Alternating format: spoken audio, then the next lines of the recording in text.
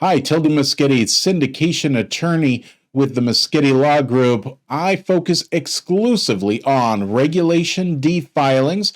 That's your 506B and your 506C, primarily producing private placement memorandums, operating agreements, subscription agreements, investor questionnaires to make sure that syndicators are doing things and raising capital in the way that is legal and compliant with the SEC and local states' jurisdictions. So, today we're going to do a deep dive into one of the big sections and the rules of Regulation D, and that is Rule 506B. Thought we'd take a deep look and really understand how it works.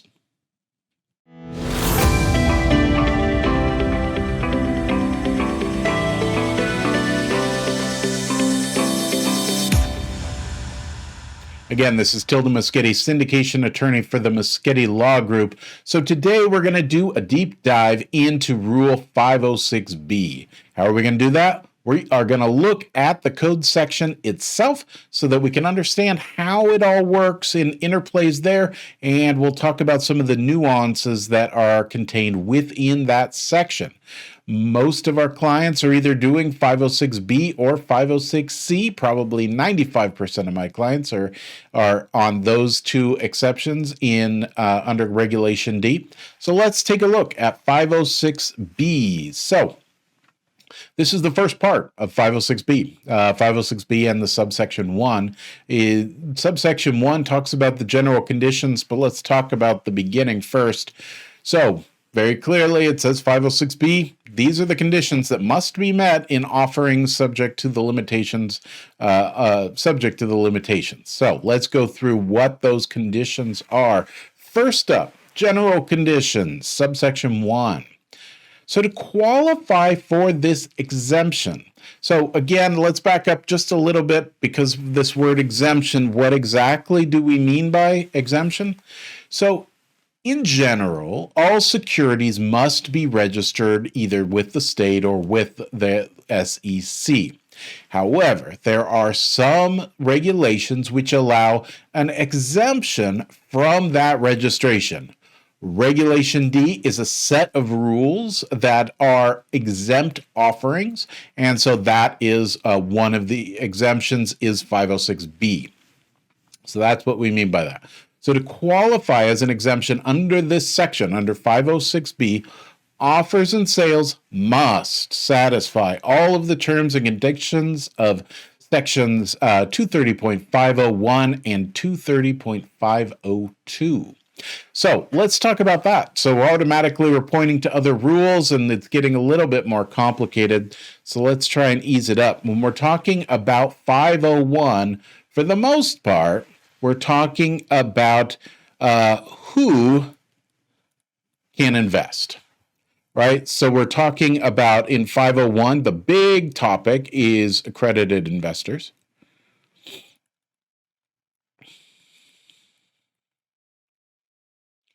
And the other part of 501 talks about also how advertising works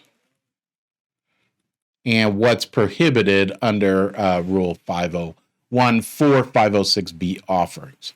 So that's what is in 501. We'll take a deeper dive into those in just a minute, but let's also talk about what is then Rule 502.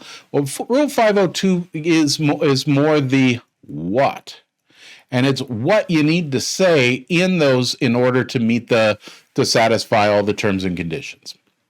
Here, we're really talking about the PPM. Your private placement memorandum is there for a very specific purpose. It's to convey information from you, the sponsor, over to your investors. So I'm going to use the word sponsor. I'm going to say issuer. I may say syndicator. They're all the same thing. So those are the people. You are the person that I'm talking to. You're the sponsor, the syndicator, the issuer. We're all talking about you as that person. So the PPM. What needs to be a part of that PPM? Well, first off, there is some non-financial information.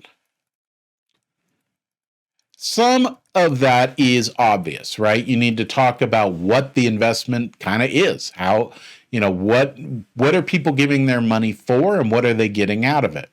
But another major piece of the PPM that is a non-financial information is your risks.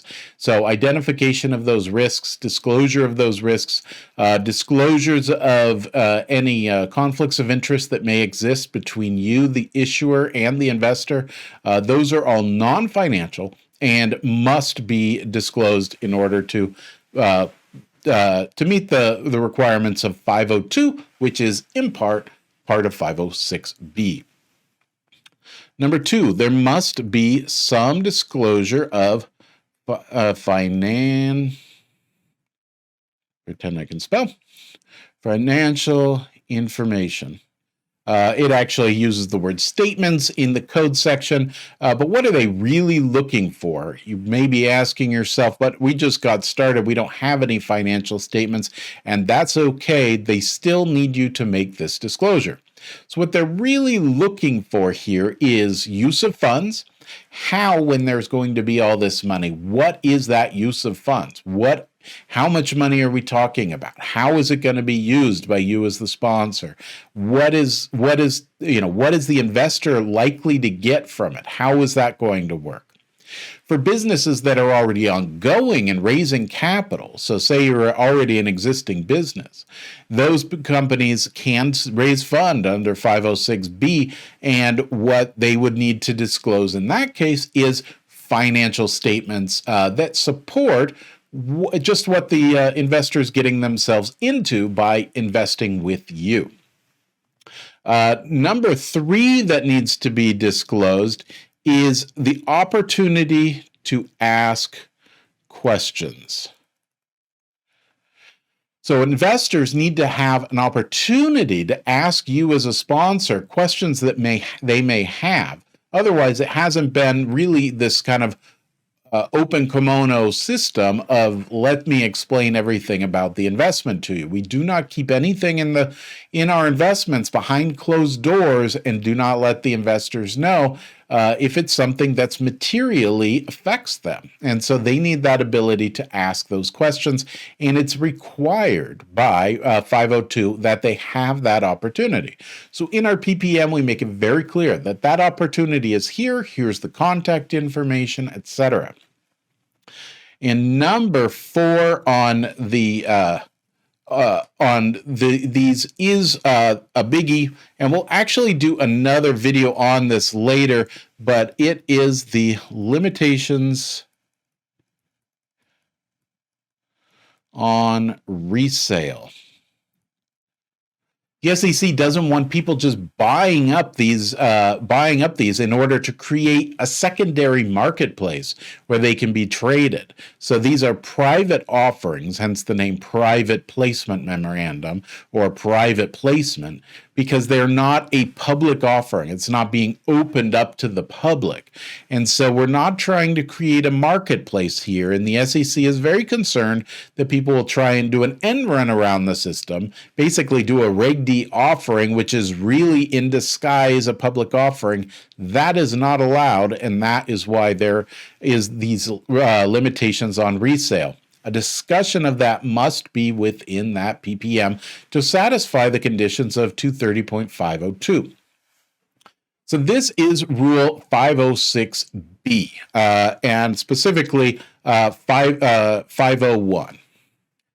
Now, we have this other rule under 501C, and this talks about the advertising. So this is this portion here that we're talking about advertising. So what you are not allowed to do, except as provided by Rule 504, which this is not. I know it says B there. This is 504B, not 506B. That's a completely different thing. 504 offerings exist, but they are actually much more complicated, and most people opt not to do them. Most people opt to do 506B and 506C. So except as provided by 504B, and of course 506C, which we're not really talking about here, but is the other big exception under Reg D. Neither the issuer nor any person acting on its behalf may make this as a general solicitation. This is the key phrase that's oftentimes used, is this isn't a general solicitation, meaning that we cannot advertise and put it out into the public for people that you don't know. So when you're on the phone doing a consultation with me, I will most often say, do you have a significant relationship to all of your investors? Or do you have a significant business relationship with all of your investors? This is why I'm asking that question, because if you don't have a significant relationship with those investors, you cannot find those investors because you don't have this relationship with them. You have to advertise, right?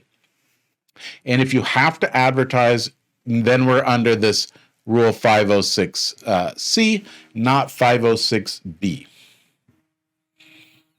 So when we're talking about advertising, they of course give us a definition of what they mean by advertising: any advertisement, article, notice, other communication published in a newspaper, magazine, similar media, broadcast over television and radio. Why they didn't mention internet, I don't know, but internet definitely applies. You cannot be putting this on social media and saying, this is a great offering, come invest with us. If you get caught with that, you are not in compliance with Rule 506B, and so that bad things will happen as a result of that.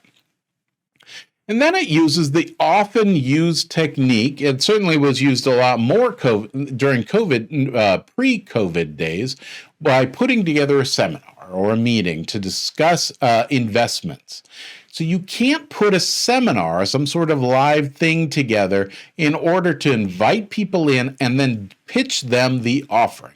Now, you certainly can do a seminar or a meeting and have these people just generally invited and have people that you don't know, but you cannot be pitching your specific offering to them.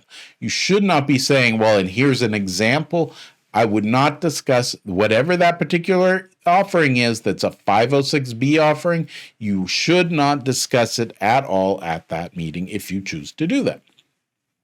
So that's Rule 501C. So let's do a deep dive into Rule 506B2, and then we're going to circle back to what the accredited investors portion of that section 501 again. So under 506B2, there are specific conditions on what you must do. So there is a limitation on the number of purchasers. Now, some of this is going to be surprising, so stay tuned. There is a limitation on the number of purchasers. There may be no more than 35 purchasers of securities from the issuer in the offering under this section in any 90-day period. All right, two interesting parts there. No more than 35 purchasers and 90-day period. So let's first talk about the 90-day period, because here's an interesting opportunity. If you have more than 35 investors who meet this definition, then they can invest. They just cannot invest within the same 90-day period. So a Reg D offering is valid from that Form D filing for a period of 1 year. So you could do 4 different offerings during that period of time and pull in a lot more than 35, but it would have to be broken up so that you don't have more than 35 purchasers within any 90-day period. So that's interesting. Now let's talk about this 35 purchasers, and you're thinking to yourself, wait, I thought that I could only have 35 non-accredited investors in my 506B offering. I've got a lot more who are accredited investors. How on earth am I going to make this happen? Hold on, not to worry. This is Rule 501E. So 501E, and we're going to skip right to the punchline, is here. subsection 4 of Rule 501E says that, well, first 501 says, or 501E subsection 1 says the following purchasers shall be excluded, and the punchline is one of those people who are accredited investors are excluded. They do not count for that 35. So, not to worry. There's actually a footnote in Rule 506B2 that points directly to this rule for 501E so that there's not any confusion. So under 501E, so you do not need to count as part of your 35 any accredited investors. There's actually some other interesting people who are not included as well. Say you have a husband and wife who are where the husband is a non-accredited investor and he wants to invest in the property. No problem, he can come in. He's a friend of yours, they can come in, no problem. But the spouse would also like to invest. Again, no problem under 501E1I or 1, because any relative of the spouse, as long as they share the same primary residence as the purchaser, shall not be counted. So you only need to count the one person rather than the two. Also interesting is a trust and estate where there is collectively, where one person has collectively more than 50% of the beneficial interest. They do not need to count any of those other people that have a beneficial interest in the trust, and you can leave it to your children because that's excluding contingent interest. So if you're still living, the trust can leave it there too. Also interesting is any corporation can also be an investor, and so long as the beneficial owner owns more than 50%, even if that person is a non-accredited investor, that person will count, that one person, but the remainder of the people, as long as they own less than 50%, they aren't going to count. Interesting. And of course, any accredited investor is there. So this is Rule 506B. So Rule 506B probably represents maybe half of the people that we do private placement memorandums for. If you need some help with your syndication, be it for real estate, you're an entrepreneur, you're raising some capital for your business, or you're putting together that new cryptocurrency hedge fund, give us a call. My name is Tilden Moschetti. I am a syndication attorney, or visit us online at www.moschettilaw.com, or if you need help just with your private placement memorandums, we've got you covered there too. ppm.moschettilaw.com.